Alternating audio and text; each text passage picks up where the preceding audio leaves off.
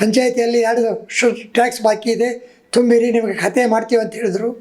ಆ ಪ್ರಕಾರ ನಾವು ಟ್ಯಾಕ್ಸ್ ತುಂಬಿ ಅರ್ಜಿ ಕೊಟ್ಟಿವಿ. ನಕಲಿ ದಾಖಲೆ ಸೃಷ್ಟಿಸಿ ವಿಲಾಸಿ ವಿಲ್ಲಾ ಹಾಗೂ ವಸತಿ ಸಮುಚ್ಚಯ ನಿರ್ಮಿಸಿಕೊಡುವುದಾಗಿ ಸಾರ್ವಜನಿಕರಿಗೆ ವಂಚನೆ ಮಾಡಿರುವ ನಿರ್ಮಾಣ್ ಸೆಲ್ವರ್ ವಿರುದ್ಧ ಸಂತ್ರಸ್ತರು ಹೈಕೋರ್ಟ್ ಮೊರೆ ಹೋಗಿದ್ದಾರೆ.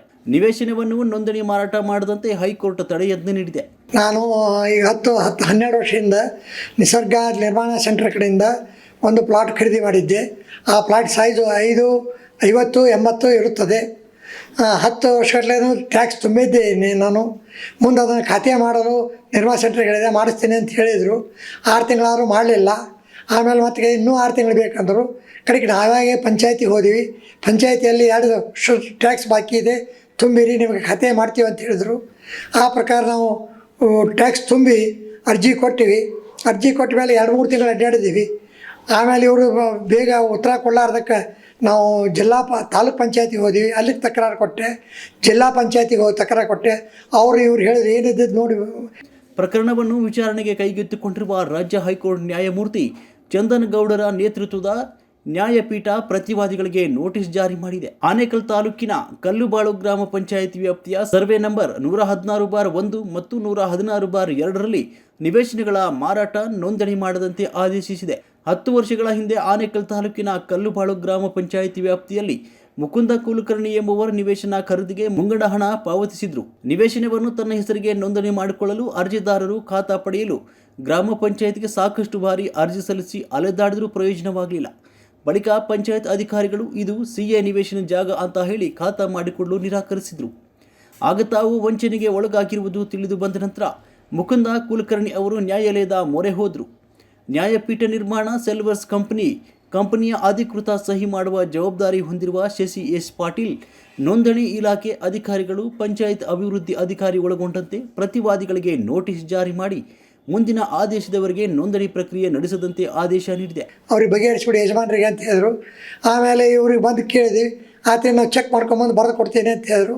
ಆಮೇಲೆ ನಮಗೆ ಮಾರ್ಚ್ ತಿಂಗಳಲ್ಲಿ ನಿಮ್ಮ ಜಾಗ ನೋಡಲಾಗಿ ಇದು CA ಪಾರ್ಕ್ ಇದ್ದ ಮೂಲಕ ನಿಮಗೆ ಖಾತೆ ಮಾಡಲು ಬರೋದಿಲ್ಲ ಅಂತ ನಮಗೆ ಬರೆದು ಕೊಟ್ಟರು. ಆ ನಂತರ ಮತ್ತೆ ನಾವು ಇವರು ಹತ್ರ ಹೋದ್ವಿ. ನಾವು ನಿರ್ಮಾ ಸೆಂಟರ್ ಹತ್ರ ಅಲ್ಲಿ ಶಶಿ ಪಾಟೀಲ್ ಅಂತಿದ್ದಾರೆ. ಅವ್ರಿಗೆ ಕೇಳಿದ್ವಿ, ಮಾಡೋ ನೋಡು, ಏನು ವಿಚಾರ ಮಾಡ್ತೀನಿ ಅಂತ ಹೇಳಿ ಹಾಗೆ ಮುಂದೆ ಹೋಗ್ಲಿಕ್ಕತ್ತರು. ಅದಕ್ಕೆ ಮಿಕ್ಕಿ ನಾವು ಕಡೆಗೆ ಕೋರ್ಟ್ಗೆ ಹೋದ್ವಿ. ಕೋರ್ಟಲ್ಲಿ ದಾವೆ ಹೂಡಿದ ಮಾಡಿದ ಮೇಲೆ ಈಗ ನಮಗೆ ಮೊನ್ನೆ ರಿಲೀಫ್ ಸಿಗ್ತದೆ. ಇನ್ಯಾವ ಜಾಗ ಮಾರಬಾರ್ದು ಅಂಥೇಳಿ ಕೋರ್ಟಿಂದ ತಕರಾರಾಗಿದೆ. ಅವ್ರಿಗೆ ಸಂಬಂಧಪಟ್ಟಿದ್ದು ಸರ್. ಅವರು ಮೋಸ ಮಾಡ್ಬೇಕಂತ ಮಾಡಿಬಿಟ್ಟಾರಲ್ಲ, ನಮ್ಗೆ ಒಬ್ಬರಿಗೆ ಮಾಡಿಲ್ಲ. ಅವರು ಕನಿಷ್ಠ ಒಂದು 50-60 ಮಂದಿಗೆ ಎಲ್ಲ ಪಾರ್ಕ್ ಎಲ್ಲವೂ ಮನೆ ಕಟ್ಟಿ ಮಾರಿಬಿಟ್ಟ ಉದ್ದೇಶ. ಮತ್ತು ನಮ್ಮದು ಸ್ಟೇ ಆಯ್ತಾದ್ಮೇಲೆ ಮತ್ತೆ ನಮ್ಮ ಮುಂದೆ ಅದು ಫರ್ದರ್ ನಡೀತದೆ. ಕೇಸ್ ನಡೆದ್ಮೇಲೆ ನಮ್ಮ ದುಡ್ಡು ನಮ್ಗೆ ವಾಪಸ್ ಕೊಡಬೇಕು, ಗಂಟು ಬಡ್ಡಿ ಕೂಡ ವಾಪಸ್ ಕೊಡಬೇಕು. ಈಗ ಇದೇ ಥರ ಇದಾಗ್ತಕ್ಕಂಥ ಇವ್ರಿಗೆ ಸಾರ್ವಜನಿಕರಿಗೆ ನಿಮ್ಮ ಕಡೆಯಿಂದ ಏನೋ ಮೆಸೇಜ್ ಹೇಳ್ತೀರಾ? ನಮ್ಮ ಕಡೆ ಮತ್ತು ಜನರು ಯಾರು ನೋಡಿ ತಗೊಳ್ಳೋರು ಪೂರಾ ವಿಚಾರಣೆ ಮಾಡಿ ತಗೋರಿ ಅಂತ ಬರ್ದೀವಿ. ಪೂರ್ತಿ ವಿಚಾರ ಮಾಡಿ ತಗೋರಿ, ಈ ನಮನಿಗೆ ಕಂಪನಿ ಧೋಕಾ ಅದ ಅಂತ ಹೇಳ್ಬಿಡ್ತೀವಿ. ಓಕೆ. ಈಗ ನೀವು 5 ತಿಂಗಳು ಕೋರ್ಟ್ಗೆಲ್ಲ ಅಲ್ಲಾಡೋದ್ರಲ್ಲ, ಮತ್ತೆ ನಿಮ್ಮ ಲಾಯರು ಮತ್ತೆ ಇವತ್ತು ಸಹಕಾರ ಎಲ್ಲ ಹೇಳ್ತಾ ಇತ್ತು ಸರ್, ಕೋಪರೇಟ್ ಮಾಡಿದ್ರ?